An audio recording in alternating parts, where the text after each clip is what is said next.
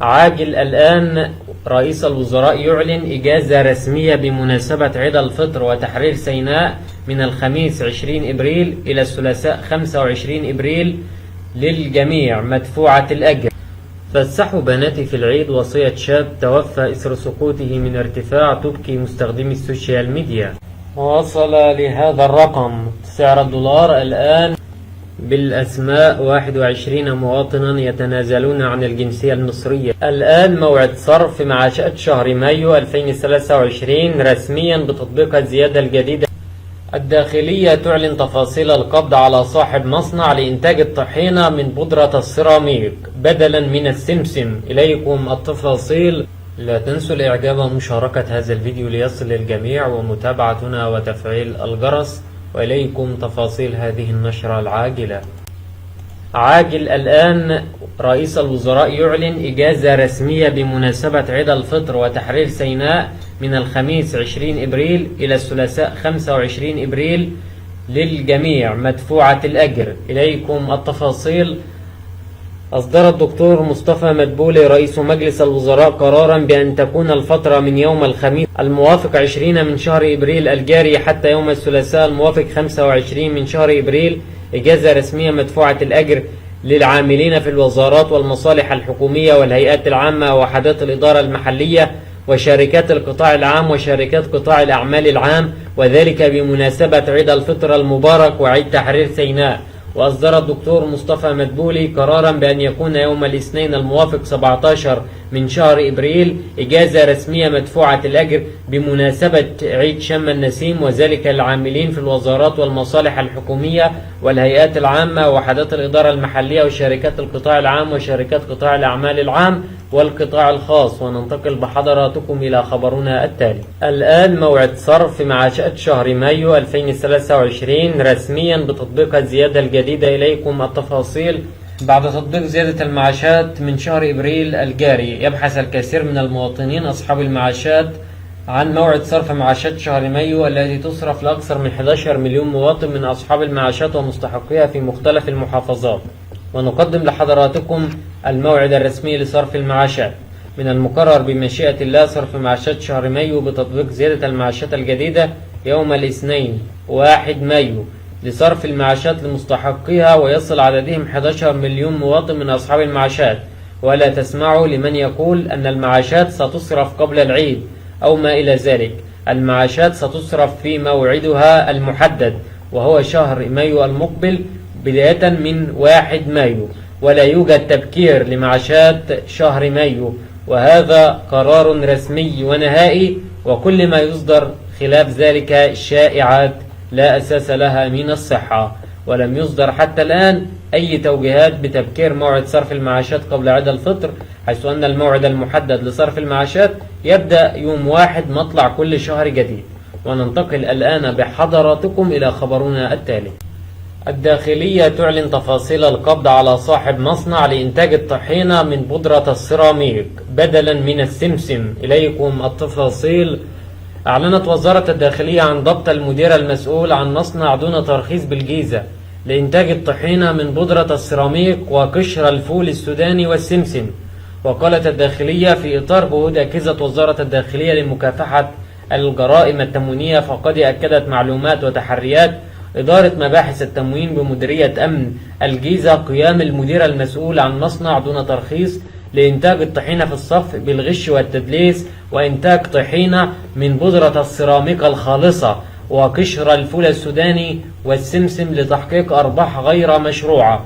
وأضافت عقب تقنين الإجراءات مع الشرطة والتجارة الداخلية تم استهداف المصنع وتم ضبط المذكور، وبتفتيش المصنع عثر بداخله على الكارثة الكبرى وهي 5 أطنان بودرة سيراميك دون بيانات، و5 أطنان قشر فول وكسر فول سوداني، و2.5 طن سمسم وطن دقيق و200 لتر زيت طعام. وتم اتخاذ أشد الإجراءات القانونية حيال تلك الواقعة المؤسفة. 5 أطنان بودرة سيراميك لإنتاج الطحينة التي تباع في الأسواق والمطاعم وتباع لمحلات الفول وغيرها. وننتقل بحضراتكم إلى خبرنا التالي. فسحوا بناتي في العيد وصية شاب توفى إثر سقوطه من ارتفاع تبكي مستخدمي السوشيال ميديا. تداول رواد موقع التواصل الاجتماعي العديد من المنشورات حول وفاة الشيخ محمد جمال بدوي خلال الساعات القليلة الماضية، بعدما لقي مصرعه إثر تعرضه لسقوطه من ارتفاع عالي نتج عنه إصابات في العمود الفقري وغياب تام عن الوعي استمر لعدة أيام. ولفتت وصية المهندس محمد جمال التي أخبر بها شقيقه قبل وفاته بأيام الأنظار عبر مواقع التواصل الاجتماعي، حيث قال بدوي قبل رحيله: فسحوا بناتي في العيد وفرحوهم.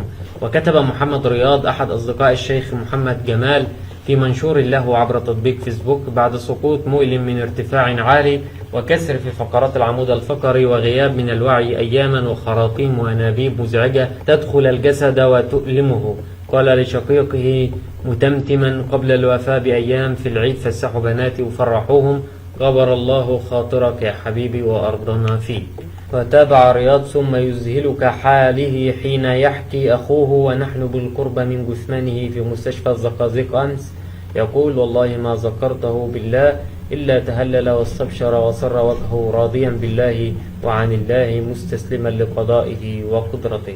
وقال محمد إبراهيم: إنا لله وإنا إليه راجعون. مات الرجل الصالح، مات شيخنا وحبيبنا الهين اللين الرقيق الرفيق فضيلة الشيخ محمد جمال بدوي. نسأل الله أن يخلف علينا خيرا اللهم آمين. لا تنسوا الدعاء له بالرحمة والمغفرة وأن يلهم أهله وذويها الصبر والسلوان. وننتقل بحضراتكم إلى خبرنا التالي. وصل لهذا الرقم سعر الدولار الآن إليكم التفاصيل. استقر سعر الدولار مقابل الجنيه الآن ثاني أيام عمل البنوك بعد العطلة الأسبوعية، إذ لم يشهد سعر الدولار أي تغيرات في عدد من البنوك ومنها المركزي والبنك الأهلي، حيث سجل الدولار باختصار شديد في البنك المركزي 30 جنيه و83 قرش للشراء و30 جنيه و95 قرش للبيع. في البنك الأهلي 30 جنيه و75 قرش للشراء و30 جنيه و85 قرش للبيع. في بنك مصر 30 جنيه و75 قرش للشراء 30 جنيه و85 قرش للبيع. في البنك التجاري الدولي CIB 30 جنيه و85 قرش للشراء و30 جنيه و95 قرش للبيع. سعر الدولار في بنك HSBC سجل 30 جنيه و85 قرش للشراء و30 جنيه و95 قرش للبيع. وننتقل بحضراتكم الآن إلى خبرنا التالي. بالأسماء 21 مواطنا يتنازلون عن الجنسية المصرية. إليكم التفاصيل. أصدر اللواء محمود توفيق وزير الداخلية قرارا وزاريا بالسماح ل21 مواطنا بالتجنس بالجنسية الأجنبية مع عدم احتفاظهم بالجنسية المصرية. وأصدرت وزارة الداخلية قرارها رقم 539 ونص على أنه بعد الاطلاع على الدستور وعلى القانون رقم 26 وعدة قوانين أخرى، قرر وزير الداخلية الإذن لكل من 21 مواطنا، أولهم محمد مسعد إسماعيل محمد وآخرهم حسني سيد حسن، المدرجة أسماءهم بالتجنس بالجنسية الأجنبية الموضحة قرين اسم كل منهم مع عدم احتفاظهم وتنازلهم عن الجنسية المصرية.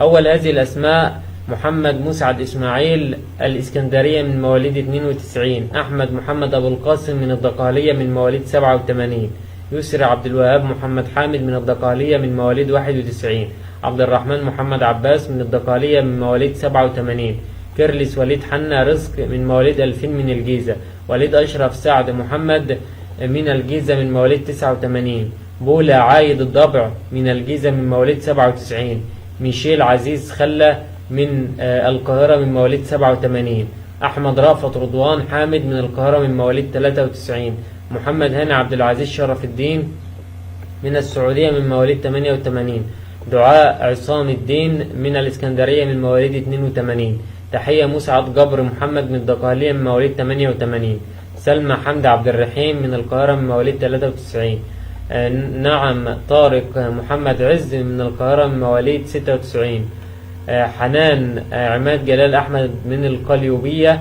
من مواليد 93، والطفلة إيمان عادل بن سالم من الدقهلية من مواليد 2019، وجمعان بن علي بن عبد الله من الدقهلية من مواليد 2022، والطفل يونس سليمان من القاهرة من مواليد 2022، والطفل نيار عادل عبد الله من الجيزة من مواليد 2022، وإلى خبرنا التالي.